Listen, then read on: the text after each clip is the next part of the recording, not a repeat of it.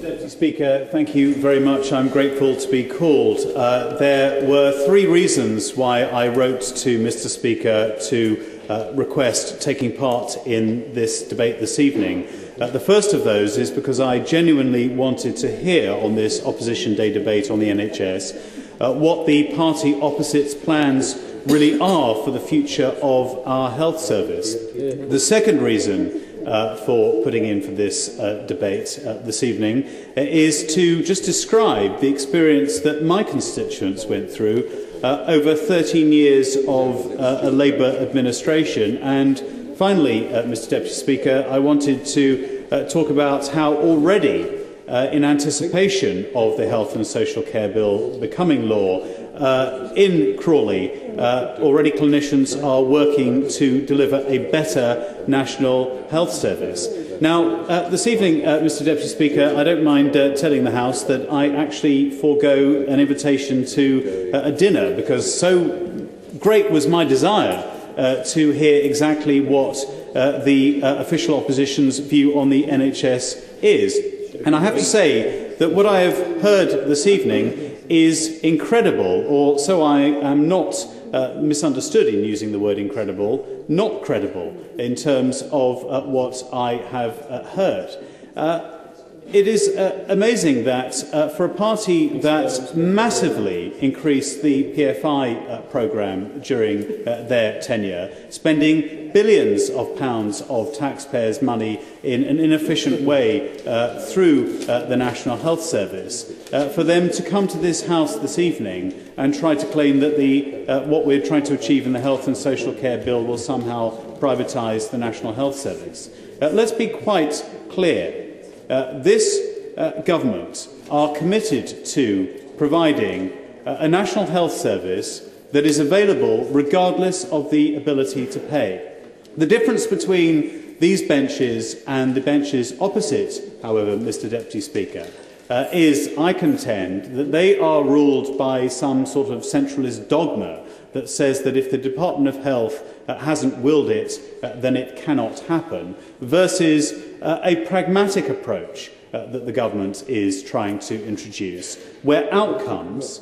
are far more important than necessarily the strict processes that a dogmatic system for delivering healthcare should produce. Mr Deputy Speaker, I said I wanted to briefly mention the experience of the NHS under, often we are led to believe, the golden years of the health service under the previous government. Well, they weren't so golden years for my constituents, because in 2001, a decade ago, regrettably, we saw the downgrading of maternity services at Crawley Hospital. That was transferred away from Crawley, a growing town, indeed, whose motto is, I grow and I rejoice. Except there wasn't much rejoicing when maternity was taken away and transferred almost 10 miles up the road to East Surrey Hospital, where there has now increased pressure on maternity services as it is having to cope with an increased number of people using those services from not only East Surrey but from the northeast of West Sussex as well. But to add insult to injury, in 2005, Crawley Hospital then saw its accident and emergency department closed, and again that was removed up to East Surrey Hospital, a hospital that from Crawley, as I said, a growing and ageing town with increasing health needs, major transportation links, not least the nation's second biggest airport, London Gatwick, those services removed miles up the road with little public transport to get people to East Surrey Hospital and indeed single carriageway roads that at best is inconvenient for patients and families wishing to visit patients in hospital, but at worst is potentially fatal. That is the experience I'll happily give them.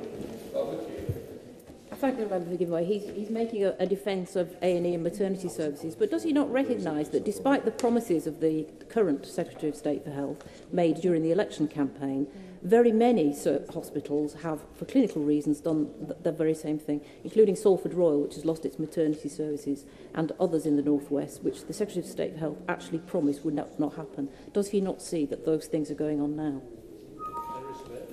Well, the principal reason I think that lay behind the closure of accident and emergency at my local hospital was actually the European Working Time Directive, which had a massive impact across the National Health Service. Yes, the National Health Service will of course be an evolving institution to better serve patients up and down the country, and I think that's absolutely right. But what I do see, and this brings me on to the third point that I wanted to briefly mention this evening, is the real opportunity that I think exists in the provisions of the Health and Social Care Bill in providing a greater localisation of decision-making over the future of healthcare services. And I'm delighted that in Crawley constituency already the clinicians, the GPs, have come together to form a GP commissioning body, and that is very ably chaired and led by Dr. Amit Bhagava.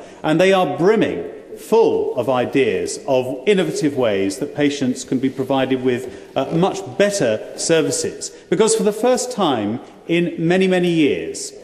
decisions about the future of healthcare in Crawley are being made by Crawley clinicians in conjunction with their patients and their needs, and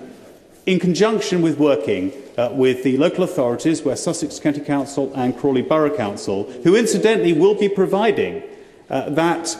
oversight over some of the private sector contracts that will exist in the National Health Service as envisaged by the bill before Parliament. By providing that democratic oversight for the first time, not only will we have a localisation of services that are more relevant to the needs of local communities, but we will have far greater oversight as well. So, Mr Deputy Speaker, I conclude by saying I reject